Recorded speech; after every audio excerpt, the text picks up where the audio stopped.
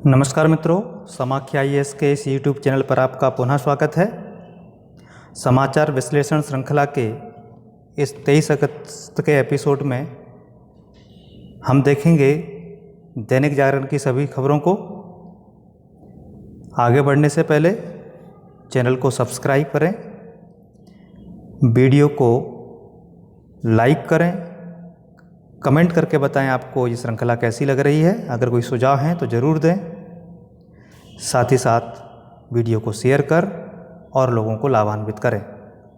जीवन के अहम पाठ मुश्किल वक्त में ही सीखे जाते हैं, अर्थात कुछ जीवन की सबसे बड़ी बड़ी सीखें जो हैं वो संकट के समय में ही हम सीखते हैं। उसके पीछे के कारण बहुत सारे हैं। जब हम संकट में होते हैं उस समय हम विषम परिस्थितियों के सामने झुकते नहीं, डटकर सामना करते हैं, तो हमको उन परिस्थितियों से बाहर निकलने का अनुभव आ जाता है। इसीलिए कहा जाता है, जहाँ ना पहुँचे रवि वहाँ पहुँचे कवि, और जहाँ ना पहुँचे कवि वहाँ पहुँचे अनुभवी। ये संकट, ये मुश्किल हमको अनुभव दे के जाती हैं, और वो अनुभव, वो सीखें हम आने वाली पीढ़ियों को भी देते हैं। आगे बढ़ते हैं।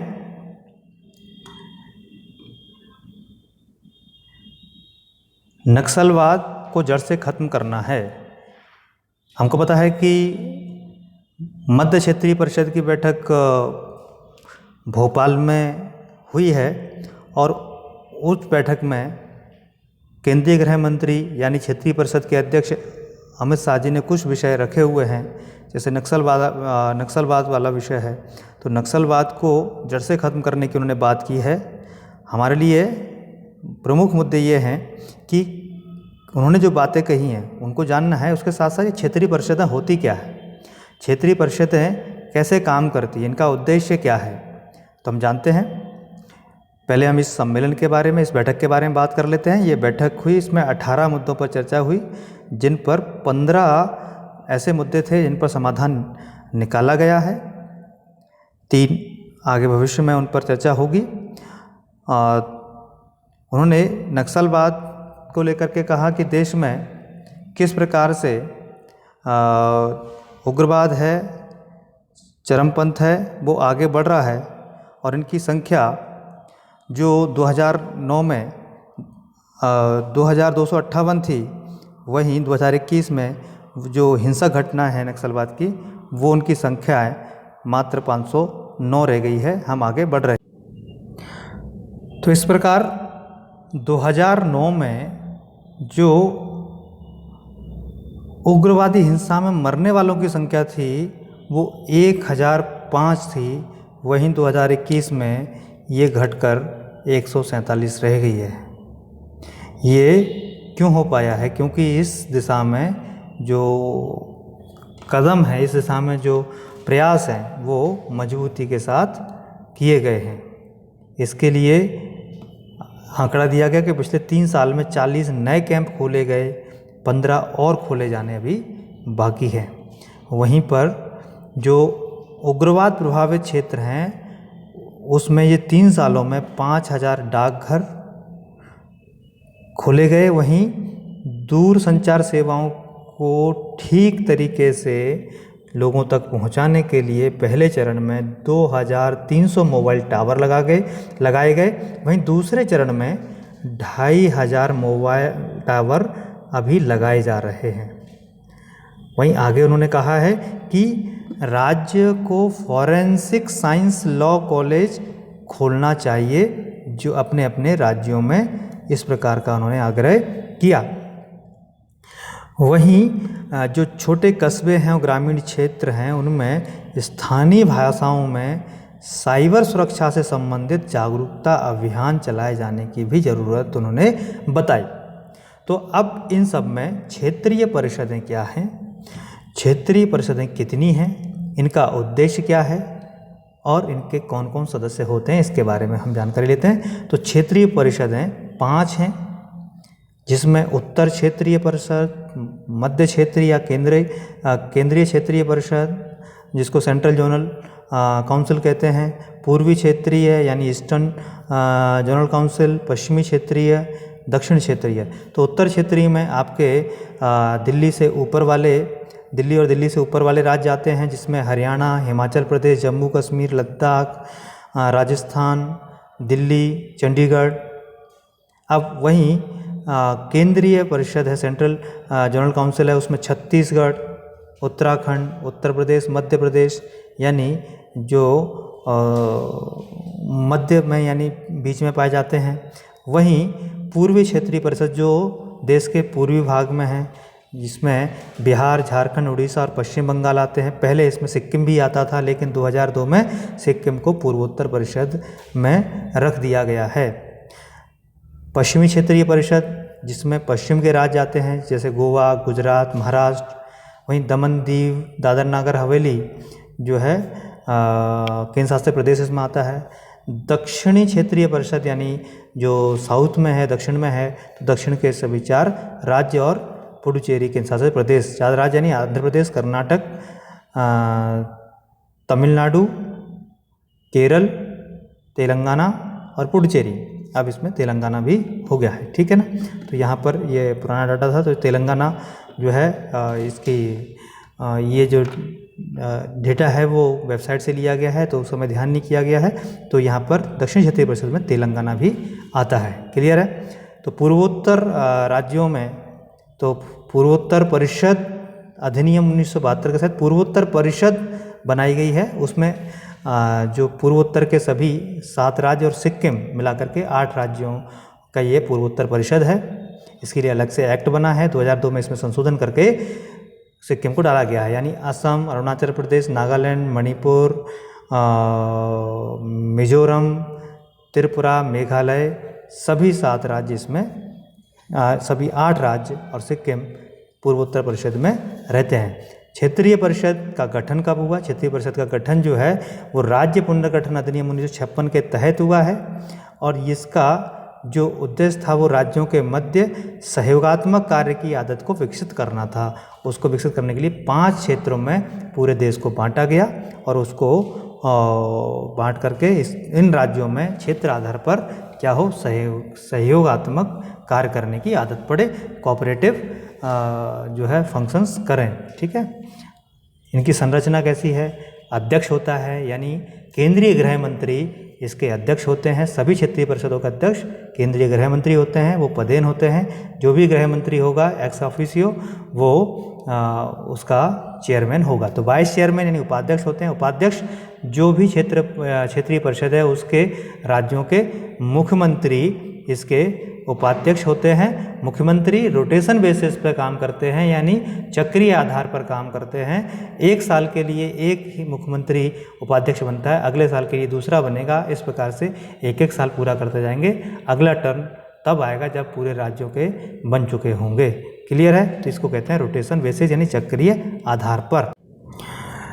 वहीं सदस्य प्रत्येक राज्य से राज्यपाल द्वारा मनोनीत और मुख्यमंत्री द्वारा जो है मुख्यमंत्री और 2 अन्य मंत्री जो है उसमें भाग लेते हैं सदस्य के रूप में। वहीं इस क्षेत्र में जो केंद्र शासित प्रदेश हैं उस केंद्र शासित प्रदेश के भी 2 सदस्य जो है 2 व्यक्ति जो है सदस्य के रूप में भाग लेते हैं। वहीं सलाहकार भी होते हैं इसके।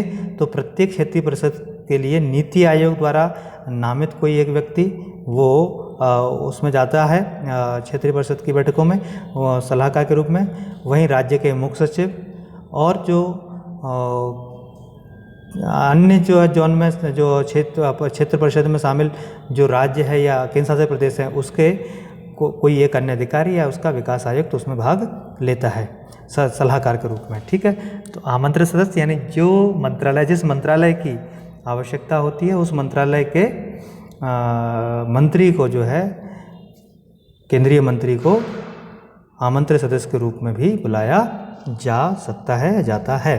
ठीक है। ये होगी संरचना। इसका उद्देश्य क्या है? उसके उद्देश्य स्पष्ट हैं। पहला उद्देश्य है कि राष्ट्रीय एकता को बढ़ाना, राष्ट्रीय एकता को लाना, राष्ट्रीय एकता को मजबूत करना। दूसरा, जो तीव्रतर राज्य चेतना है यानी राज्य को से संबंधित जो कॉन्शियसनेस है और क्षेत्रवाद है, रीजनलिज्म है, जो भाषावाद है, लिंग्विज्म है, विशिष्ट प्रवृत्तियों के विकास है, जो ऐसी प्रवृत्तियां जो सेपरेशन अलगाववाद को, सेपरेटिज्म को बढ़ावा देती हैं, उन प्रवृत्तियों को रोकना, उन वृत्तियों के विकास को रोकना। तीसरा, केंद्र और राज्यों के बीच में सहयोग को बढ़ाना, वहीं उनके विचारों और अनुभवों को, उनके एक्सपीरियंस को शेयर करना, उनका आदान प्रदान करने में इनको सक्षम बनाना। ठीक है, केंद्र और राज्य दोनों को। विकास परियोजनाओं को सफल बनाना, वहीं उनके तुरंत निष्पादन, तुरंत ही वो वर्किंग में आ जाएं, ऐसा काम करना, इस राज्यों के बीच सहयोग के वातावरण को स्थापित करना। इस प्रकार से 4 उसके उद्देश्य हैं। कार्य क्या है? तो क्षेत्रीय परिषद चर्चा करती है, क्योंकि ये परामर्शी निकाय है, ये एडवाइजरी बॉडी है, इसीलिए ये चर्चा करती है और कुछ सिफारिशें, रिकमेंडेशंस देती है। तो कौन कौन विषय पर, कौन कौन से मामलों पर ये चर्चा कर सकती है, विषयों पर विचार कर सकती है? पहला, आर्थिक और सामाजिक नियोजन से संबंधित जो कॉमन इंटरेस्ट के विषय हैं, यानी आर्थिक और सामाजिक, इकोनॉमिक, सोशल प्लानिंग से संबंधित जो विषय हैं वो। दूसरा, सीमा विवाद यानी बाउंड्री डिस्प्यूट्स है, अगर कोई लिंग्विस्टिक माइनॉरिटीज़ हैं, अल्पसंख्यकों और अंतर्राज्यीय परिवहन से संबंधित कोई अगर विवाद है, मामला है, विषय है तो। तीसरा, राज्य पुनर्गठन अधिनियम के तहत राज्यों के पुनर्गठन से संबंधित और उससे उत्पन्न कोई विषय है तो ये उन विषयों पर चर्चा करती है और उन पर रिकमेंडेशन देती है। इस प्रकार से हमारा क्षेत्रीय परिषद से संबंधित एक डिटेल इंफॉर्मेशन, डिटेल आर्टिकल यहाँ पर कंप्लीट हो जाता है, जानकारी हमको मिल जाती है। अब हम चलते हैं, ये आज के पेपर में बहुत सारी खबरें जो है वो पर्यावरण और प्रदूषण से संबंधित हैं, तो इसको हम आराम से जल्दी से और ठीक से पढ़ेंगे। ठीक है, तो सिंगल यूज प्लास्टिक का आपको पता है कि प्रतिबंध लग चुका है, 1 जुलाई से इस पर बैन लगा हुआ है, लेकिन फिर भी बेची जा रही है। तो इसके लिए दिल्ली प्रदूषण नियंत्रण समिति यानी दिल्ली पॉल्यूशन कंट्रोल कमेटी जो है, उसने लक्ष्य रखा है कि जो रोज़ाना लगभग 550 टन यानी 550 टन जो प्लास्टिक का कचरा है उसको कम किया जाएगा, उसको ख़त्म कर दिया जाएगा। ठीक है ना। तो अब ये क्यों? क्योंकि जो पर्यावरण विभाग है, एनवायरमेंटल डिपार्टमेंट है, उसने 2020 में एक अनुमान किया था, एक आकलन लगाया था, उसके एक अध्ययन किया था। उसके आकलन के अनुसार दिल्ली में रोज़ 1060 टन प्लास्टिक का कचरा जो है वो निकलता है डेली बेसिस पर। वहीं कुल कचरे का ये कितना 10.10% है, और इसमें से जो है 1060 टन में 550 टन जो है वो सिंगल यूज प्लास्टिक का निकल रहा है। तो दिल्ली प्रदूषण नियंत्रण समिति यानी दिल्ली पॉल्यूशन कंट्रोल कमेटी ने ये डिसाइड किया, ये जो सिंगल यूज प्लास्टिक का कचरा है इसको हम ख़त्म करेंगे, इसको कम कर देंगे, इसको इसकी भागीदारी को समाप्त कर देंगे। ठीक है ना। तो इसीलिए इसके लिए अलग अलग प्रोत्साहन दिए जा रहे हैं। प्रोत्साहन किस आधार पर प्रोत्साहन दिए जा रहे हैं कि जो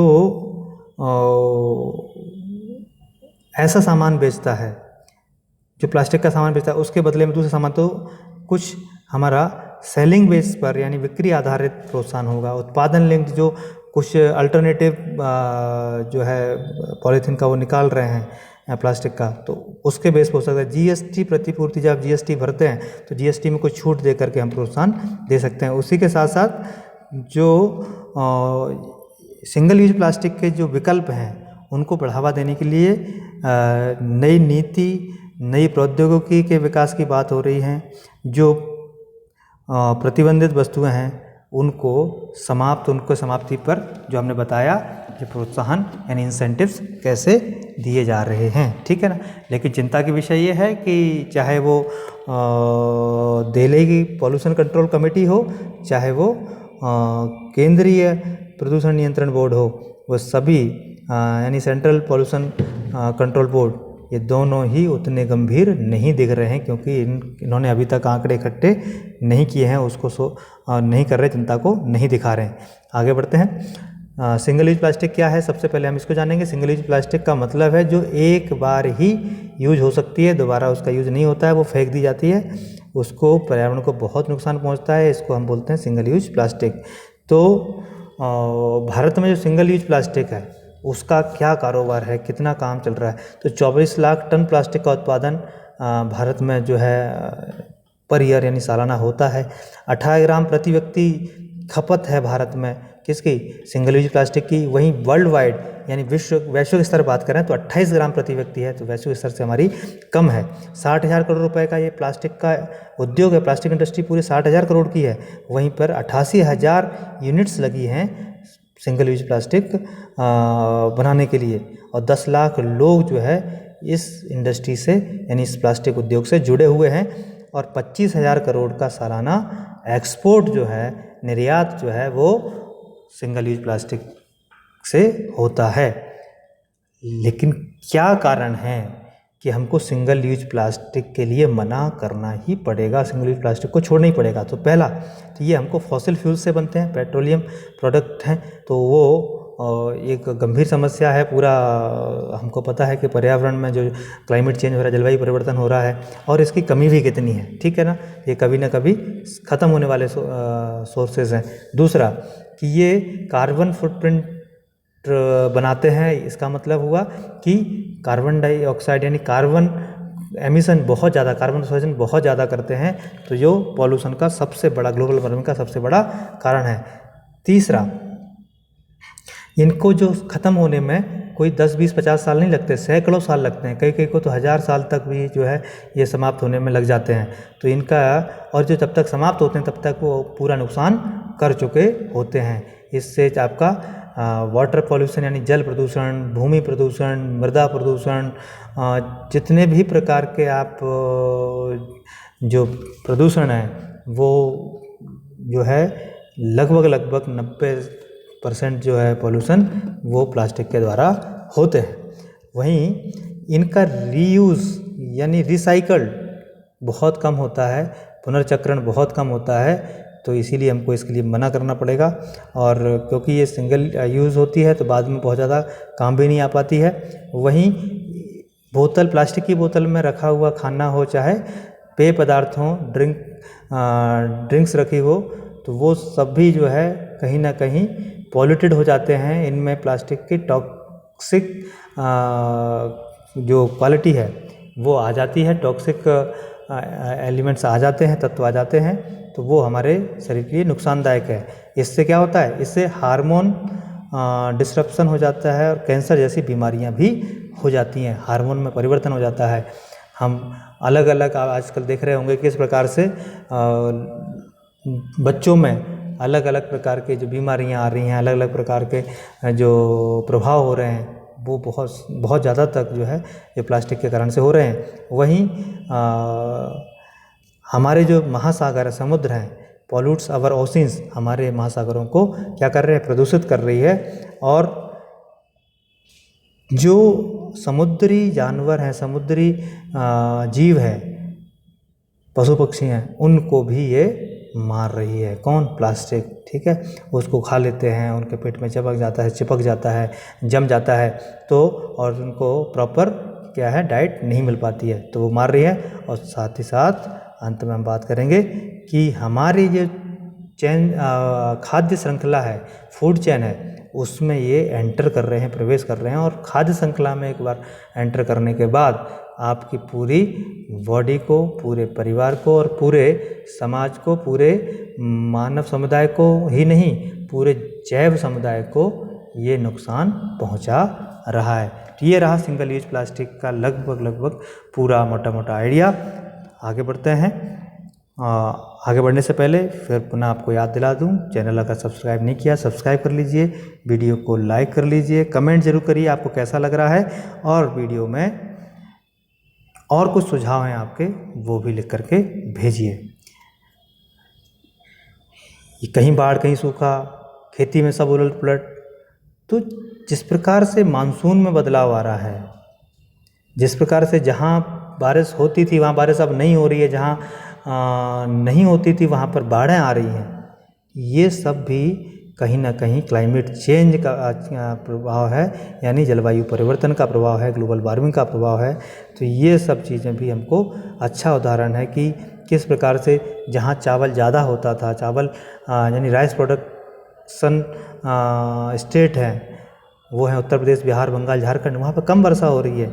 जबकि जहाँ दालें जिनको पानी कम चाहिए होता था, जहाँ कम बारिश होती थी, महाराष्ट्र, तेलंगाना, आंध्र प्रदेश, गुजरात, वहाँ ज़्यादा बारिश हो रही है। तो ये सब चीज़ें जो है, बहुत सारी चीज़ें हैं जिनको लेकर के आप चीज़ों को कंट्रोल करने का प्रयास कर सकते हैं। लेकिन ये जो प्रकृति में बदलाव आ रहा है वो कहीं ना कहीं हमारे कारण से आ रहा है, जो हमने पर्यावरण में बदलाव किया है उसके कारण से आ रहा है। तो ये अच्छा उदाहरण हमको मिलता है। वहीं पंजाब के अंदर जो PR 121 किस्म का चावल है और जो धान है, उस धान को अजीब अज्ञात बीमारी लग गई है, अननोन डिसीज़ है, जो पता ही नहीं चल रहा है इससे हो क्या रहा है। इससे क्या हो रहा है, ग्रोथ कम हो रही है पेड़ की, ठीक है ना, पौधे की ग्रोथ कम हो रही है। और ये पिछले साल भी आया था, पिछले साल केवल 2 से 4% इसका असर दिख रहा था, लेकिन इस बार तो 20% तक जो है अफेक्ट कर रहा है फसलों को। ये बहुत बड़ा जो है गंभीर समस्या है। हम रासायनिक खादों का यानी केमिकल फर्टिलाइजर्स का यूज़ करते हैं, बहुत सारी चीज़ें हैं जिनका यूज़ करते हैं, जिसके कारण से क्या हो रहा है, जो पर्यावरण प्रदूषित हो रहा है, पर्यावरण प्रदूषित हो रहा है, मिट्टी में हमारी दिक्कत आ रही है, तो उससे नई नई प्रकार की बीमारियां, फसलों की भी बीमारियां जो है नई नई प्रकार की पैदा हो रही हैं। अब उसके लिए विकल्प के रूप में प्राकृतिक खेती है, विकल्प के रूप में कार्बनिक खेती है, विकल्प के रूप में जो है शुद्ध वातावरण में उगाई गई बिना खाद की जो है फसलें हैं। तो उसकी तरफ हमको बढ़ने की आवश्यकता है। जीरो बजटिंग खेती है, ठीक है, पशु आधारित, गाय आधारित, बैल आधारित खेती है, ठीक है। तो मशीनों का कम उपयोग, फर्टिलाइजर्स का कम उपयोग, रासायनिक यानी कृत्रिम चीज़ों का कम उपयोग करके प्राकृतिक चीज़ों का ज़्यादा उपयोग करेंगे तो हम अच्छी फसल और स्वस्थ शरीर पा सकते हैं। आगे बढ़ते हैं। तो देश सेवा संघ प्रेम से बदली बंजर भूमि की छवि, ये खबर अच्छी लगी। क्यों? क्योंकि ये पर्यावरण संरक्षण के लिए एक अच्छा उदाहरण है। अगर जन सहयोग मिलता है, जन भागीदारी होती है, तो पर्यावरण को आप जल्दी सुरक्षित कर सकते हैं और वहाँ पर पर्यावरण को मतलब जिसको कहते हैं क्वालिटेटिव रूप में आप इसको बढ़ा सकते हैं, इसमें वृद्धि कर सकते हैं। तो ऐसी ही घटना ग्वालियर में जो CRPF ट्रेनिंग कैंप है, वहाँ पर प्रकृति संरक्षण यानी नेचुरल कंजर्वेशन के मामले में आई है। वहाँ पर जो इनका ट्रेनिंग कैंप था, तो जो वारफेयर ट्रेनिंग होती है उसके लिए जो जंगल है वो होना, फॉरेस्ट होना बहुत ज़रूरी है। तो वहाँ पर फॉरेस्ट था नहीं, तो वहाँ के जवानों ने वहाँ पेड़ लगाना शुरू किए। जब पेड़ लगाना शुरू किए तो पता चला कि वहाँ पर ज़मीन जो है वो ज़मीन में पेड़ बहुत ज़्यादा तक, क्योंकि वहाँ रेतीली और पथरीली ज़मीन है, वहाँ पर पेड़ नहीं जीवित रह पाते। तो पड़ोसों के गांव से मिट्टी लाई गई और मिट्टी ला करके वो पेड़ डाली गई और उसमें पेड़ लगाए गए। अब वहाँ बहुत बड़ी मात्रा में पेड़ों की संख्या है। तो ये बताती है कि कोई संकल्प कर लो और उस पर आगे बढ़ जाओ, तो आप बहुत जल्दी समस्याओं पर समाधान पा सकते हो। समस्याओं का समाधान यानी हमारी ये गंभीर समस्या है, ग्लोबल वार्मिंग की गंभीर समस्या है, पर्यावरण प्रदूषण की, उस पर भी हम आराम से विजय प्राप्त कर सकते हैं। आगे बढ़ते हैं। 7500 किलोमीटर समुद्री तटरेखा को सफाई में जुटेंगे 5.5 लाख लोग, यानी एक अभियान चलाया है स्वच्छ सागर सुरक्षित सागर अभियान, जो कि चलाया जा रहा है पृथ्वी विज्ञान मंत्रालय के द्वारा, जिसमें शामिल है पर्यावरण, वन और जलवायु परिवर्तन मंत्रालय, राष्ट्रीय सेवा योजना, भारतीय तटरक्षक बल यानी इंडियन कोस्ट गार्ड, राष्ट्रीय आपदा प्रबंधन प्राधिकरण, नेशनल डिजास्टर मैनेजमेंट अथॉरिटी, सीमा जागरण मंच ये संगठन है, SFD अखिल भारतीय विद्यार्थी परिषद, पर्यावरण संरक्षण गतिविधि और अन्य सामाजिक संगठन के साथ साथ शैक्षणिक संस्थाएं, कॉलेजेस, यूनिवर्सिटी इसमें भागीदारी कर रहे हैं। ये कार्यक्रम क्या है? ये कार्यक्रम है कि 75 दिनों में हमें जो तटीय समुद्री जो सीमा है, तट है, उनको साफ करना है। 75 दिनों को इसका टारगेट रखा था। 75 जो है तट उनको चिन्हित किया गया था। वहीं 17 सितंबर को क्या मनाया जाता है? अंतर्राष्ट्रीय तटीय स्वच्छता दिवस। उस दिन जो है प्रति किलोमीटर 75 लोग जो है भागीदारी करके पूरी 7500 किलोमीटर की समुद्री तटरेखा है उस पर सफाई कार्यों में स्वयंसेवक यानी वॉलंटियर जुड़ेंगे। और इसमें कुल जो है 5,62,500 लोग यानी 5.5 लाख से अधिक 5,62,500 लोग इसमें सुबह 7 बजे ही समुद्र पर पहुंचेंगे और सफाई अभियान में लगेंगे। ये विश्व का सबसे बड़ा जन भागीदारी कार्यक्रम है, यानी कोई सरकार के द्वारा चलाया गया कार्यक्रम जिसमें इतनी बड़ी संख्या में लोग पार्टिसिपेट करेंगे, इतनी बड़ी संख्या में लोग सहयोग करेंगे। ये पहला सबसे बड़ा कार्यक्रम है और ये विश्व का बड़ा कार्यक्रम है। ऐसे जन भागीदारी से ही वो लक्ष्य की प्राप्ति की जा सकती है जिन लक्ष्यों को देश ने, राष्ट्र ने रखा है। तो जो लक्ष्य हमारे 10 साल, 15 साल, 20 साल, 25 साल के लिए रखे गए हैं, वो लक्ष्य हमको 5 साल, 10 साल, 15 साल में प्राप्त हो जाएंगे अगर यही जन भागीदारी बनी रही तो स्वच्छ सागर के बारे में थोड़ा जान लेते हैं। 75 समुद्र तटों को 75 दिनों में साफ करने के लिए तटीय सफाई अभियान है ये दुनिया का पहला ऐसा है जो सबसे लंबे समय तक चलने वाला सफाई अभियान है और जिसमें सबसे अधिक लोग जो है भाग ले रहे हैं जन भागीदारी के रूप, जन जागरूकता के रूप में। इस अभियान का समापन जो है 17 सितंबर को होना है और वो दिन है अंतर्राष्ट्रीय तटीय सफाई दिवस। यानी ये दिवस कब मनाया जाता है? ये दिवस मनाया जाता है हर साल सितंबर महीने के तीसरे शनिवार को, 3rd Saturday of September, और कब? पर ईयर, एवरी ईयर, ठीक है, प्रत्येक वर्ष में। तो इस दिन का उद्देश्य होता है महासागरों यानी ओशियन, समुद्र तटों पर कूड़े के संचय यानी कूड़े को इकट्ठा करना, उसके नकारात्मक प्रभाव के बारे में जन जागरूकता करना, लोगों को बताना, लोगों को अवेयर करना, ठीक है ना। तो अवेयरनेस बहुत बड़ा पार्ट है, ठीक है। और ये अभियान जो है बड़े पैमाने पर लोगों के व्यवहार में परिवर्तन करने के उद्देश्य से चलाया जा रहा है। क्यों? कैसे प्लास्टिक जो है वो समुद्री जीवन को नष्ट कर रही है, इसके बारे में लोगों को बताना, जागरूक करना। और इस अभियान में जो जागरूकता फैलाने और समुद्र तट की सफाई गतिविधियों में जो स्वैच्छिक भागीदारी है, इसमें कैसे आप पार्टिसिपेट कर सकते हो, कैसे भागीदारी ले सकते हो, यानी जन भागीदारी को बढ़ाने के लिए एक ऐप लॉन्च किया गया है जिसका नाम है इको मित्रम लॉन्च ऐप के माध्यम से जो है आपको इस अभियान में शामिल होने का मौका मिल सकता है, ठीक है। इसका उद्देश्य क्या है? स्वच्छ सागर का तो भारत के पूरे समुद्री तट पर स्वच्छता अभियान चलाना एक, वहीं समुद्री कूड़े में जो है कमी लाना, समुद्री कूड़ा हो ही ना ऐसे कोशिश करना, और प्लास्टिक का प्रयोग कम से कम करने के बारे में जागरूक करना, और जो स्रोत पर कचरे का पृथक्करण, अपशिष्ट प्रबंधन को जो है प्रोत्साहन करना। स्रोत यानी जहाँ से कचरा निकल रहा है, जनरली कहाँ से? घरों से निकलता है, तो घरों में प्लास्टिक का कचरा अलग कीजिए, उसके बाद गीला और सूखा कचरा अलग कीजिए, सूखा कचरा अलग जाएगा, गीला कचरा अलग जाएगा। वहीं अगर ऐसी व्यवस्था है जो हम उसको गार्बेज मैनेजमेंट कह सकते हैं, अपशिष्ट प्रबंधन कर सकते हैं, तो घरों में हम इनका खाद बना करके अपने घरों के गमलों में, अपने घरों पर सब्जियां वब्जियां उगाने का काम किया जा सकता है, तो उसका प्रबंधन भी किया जा सकता है। तो ये स्वच्छ सागर, सुरक्षित सागर अभियान है। स्वच्छ महासागर का महत्व क्या है, आप लोग इसको पढ़ लेना कि किस प्रकार से ये दुनिया भर के छोटे छोटे देश जो समुद्र किनारे हैं उनके भोजन का मुख्य स्रोत समुद्र ही है, वहाँ से मछली यानी प्रोटीन का मुख्य स्रोत भी यही है। और वैश्विक शांति के लिए भी महासागर के स्थायी प्रबंधन की आवश्यकता है, वैश्विक समृद्धि के लिए आवश्यकता है। अगर समुद्र साफ रहेगा तो हमको बहुत सारे संसाधन सहज रूप से प्राप्त हो जाएंगे। फिर हमारे पास एक और आर्टिकल, बहुत अच्छा आर्टिकल आया है, खतरा बढ़ाता बढ़ता तापमान, यानी जो ग्लोबल वार्मिंग है, टेम्परेचर इंक्रीजिंग है, वो जो है उससे खतरा बढ़ रहा है।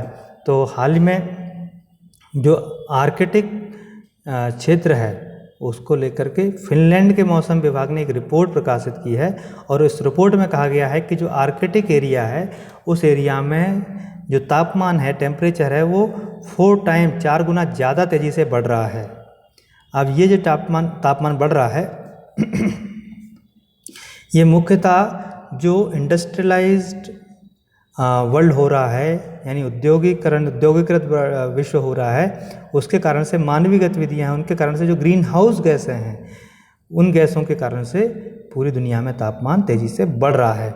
वहीं इसका जो दुष्प्रभाव है वो सभी जगह पड़ रहा है, लेकिन सबसे ज़्यादा कहाँ पड़ रहा है? सबसे ज़्यादा पड़ रहा है ध्रुवों पर, यानी पोल्स पर।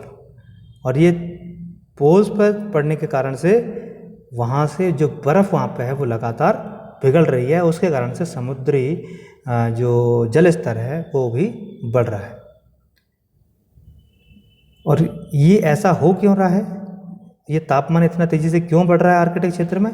उसके पीछे दो कारण बताए हैं। वो दो कारण हैं। पहला कारण तो ये है कि आर्कटिक क्षेत्र में जो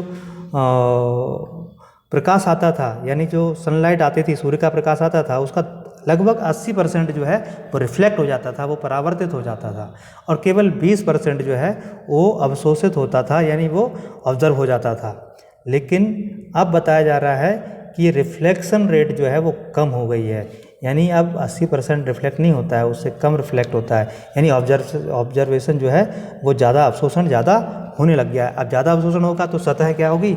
जो सतह है वो गर्म होगी, जो गर्म होगी टेम्परेचर बढ़ेगा, तो वहाँ से बर्फ़ पिघलना स्टार्ट हो जाएगी। ठीक है। दूसरा कारण, जो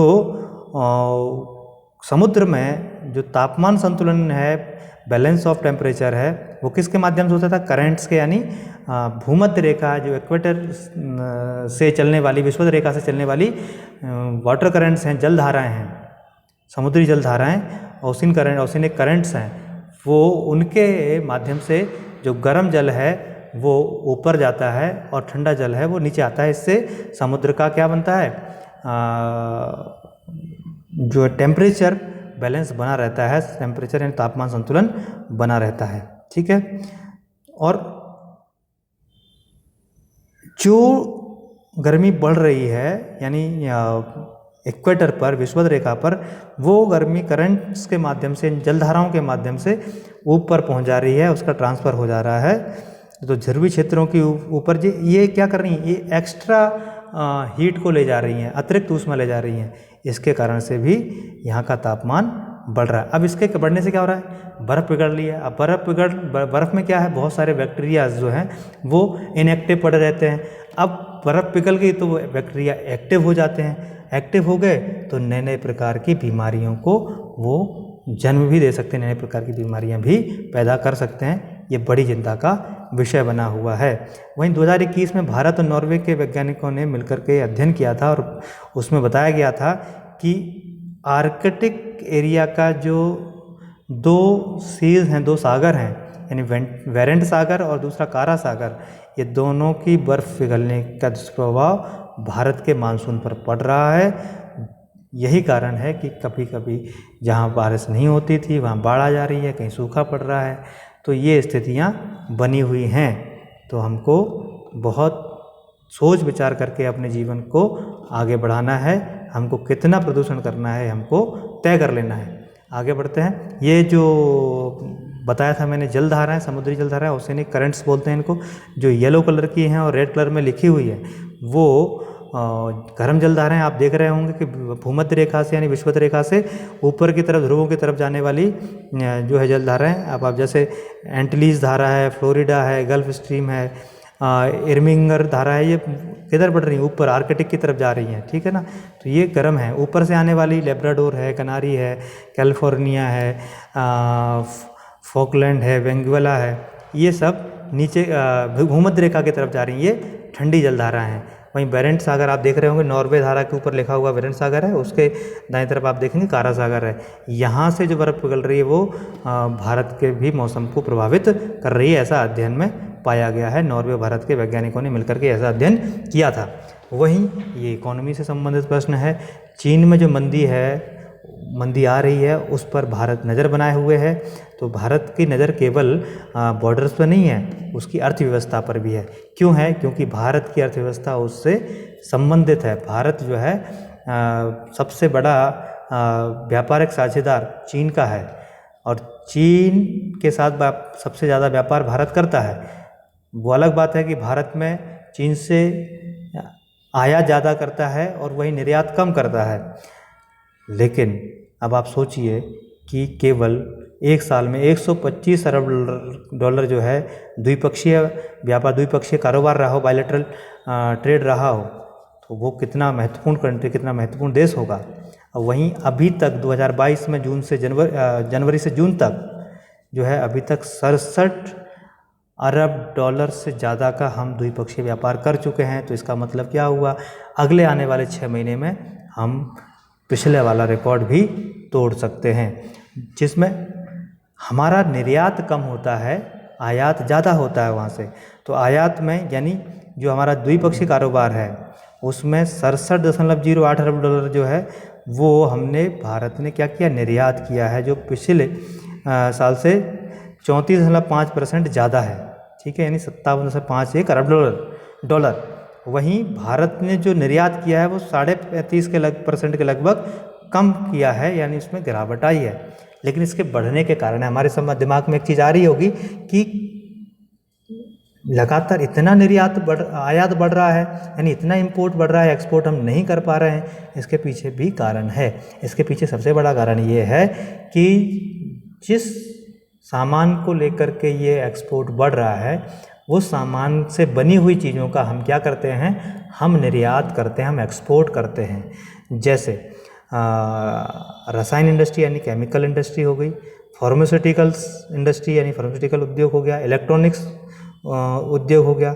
इसके लिए जो कच्चा माल आता है वो ज़्यादातर जो है वो चीन से आता है, और हम इनसे बने हुए इस इंडस्ट्रीज़ के जो फाइनल गुड्स हैं उनका हम एक्सपोर्ट करते हैं। और चूँकि चीन जो है लगभग इस पॉलिसी पे चलता है कि हमें बहुत कम सामान का आयात करना पड़े, इसीलिए वहाँ हमारा आयात नहीं हो पाता। लेकिन दुनिया के अन्य देशों में भारत का निर्यात यानी फाइनल गुड्स का जो एक्सपोर्ट है वो बहुत ज़्यादा हो रहा है, बहुत बढ़ रहा है। और चाइना के फाइनल गुड्स का एक्सपोर्ट अब उस रेशियो में कम होता जा रहा है।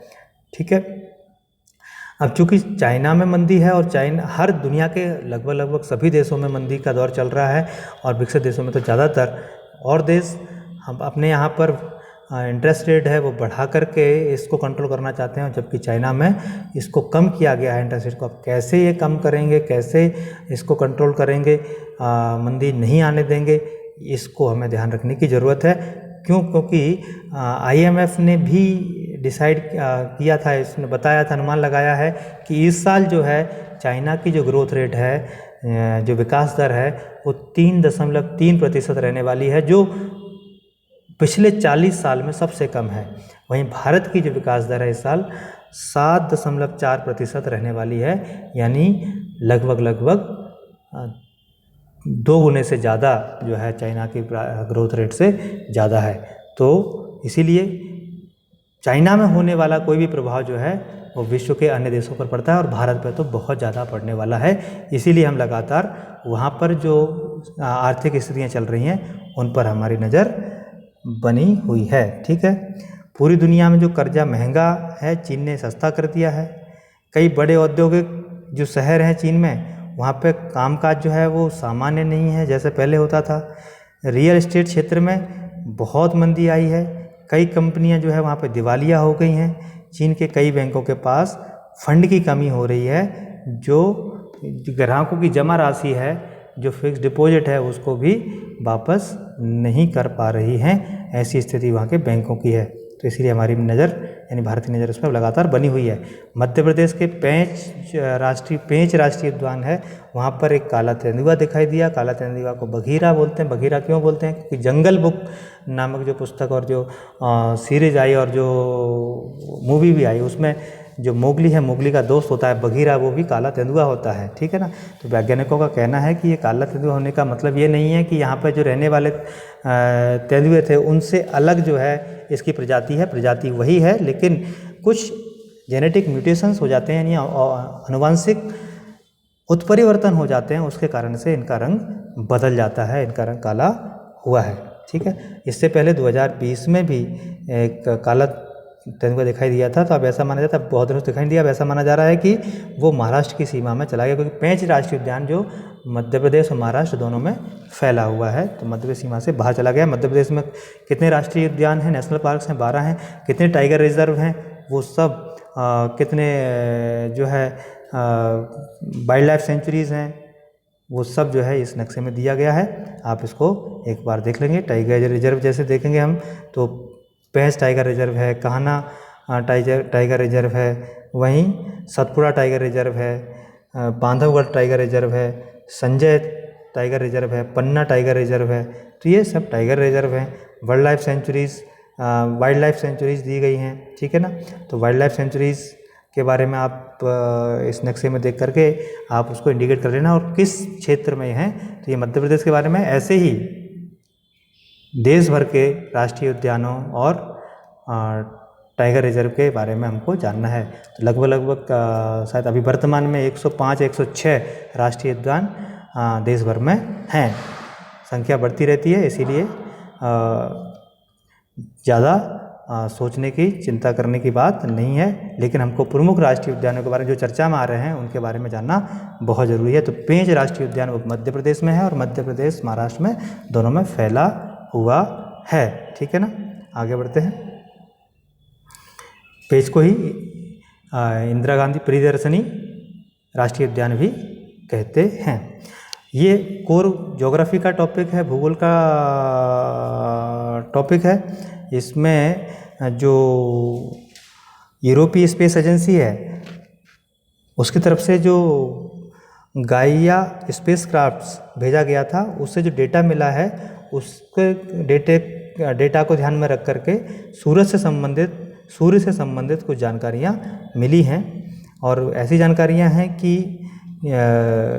करीब 5 अरब साल बाद जो सूर्य है वो अपने ग्रहों को निगलने लगेगा। और ऐसा कहा गया था उसके अनुमान के आधार पर कि सूर्य खत्म होने में तो 1000 अरब साल से ज़्यादा समय लेगा, लेकिन जो इसके ग्रह हैं वो 5 अरब साल बाद धीरे धीरे सूर्य में शामिल हो जाएंगे, ठीक है ना।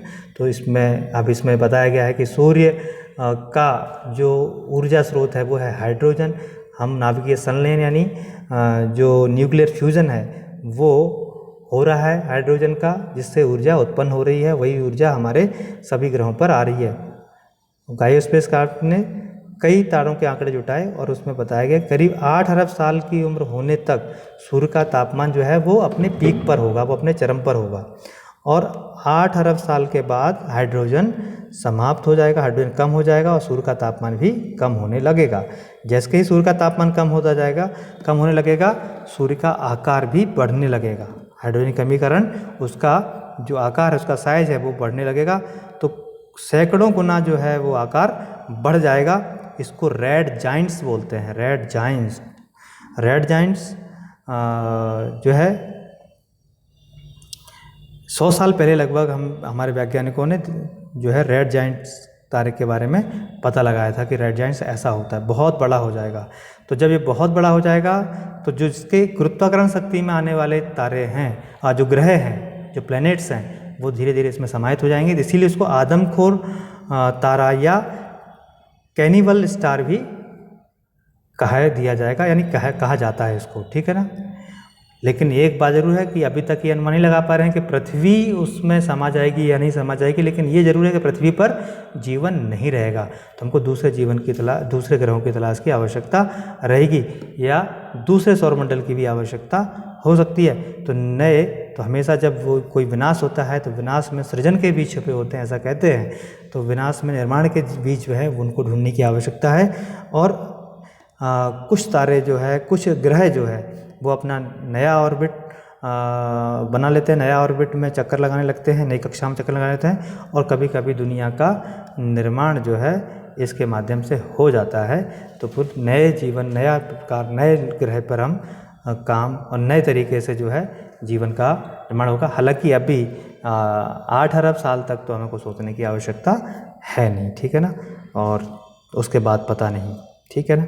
तो आज का इतिहास हम बात करते हैं। तो आज यानी 23 अगस्त 1991 में वर्ल्ड वाइड वेब, जिसको हम WWW कहते हैं, उसके आविष्कारक थे टिम वर्नर्स। उन्होंने पहली बार वेबसाइट बनाई और वेबसाइट बनाने के बाद जो है HTTP का इस्तेमाल करके क्लाइंट और सर्वर के बीच संचार स्थापित किया और इसे स्विट्जरलैंड में बनाया था, स्विट्जरलैंड में डेवलप किया था।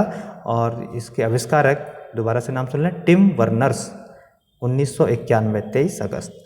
आज ही के दिन 23 अगस्त 1966 में अमेरिकी स्पेसक्राफ्ट जिसका नाम है लूनर ऑर्बिटर 1, उसने चंद्रमा से पृथ्वी की क्या की तस्वीरें ली और ये तस्वीरों में पृथ्वी का आधा हिस्सा ही नज़र आया और पृथ्वी से 3.80 लाख किलोमीटर की दूरी से ली गई तस्वीर हैं। और इस तस्वीर लेने वाले कैमरे को किसने तैयार किया था? ये तैयार किया था ईस्टमैन कोडैक ने। ठीक है, तो आज का न्यूज़पेपर यहीं समाप्त होता है।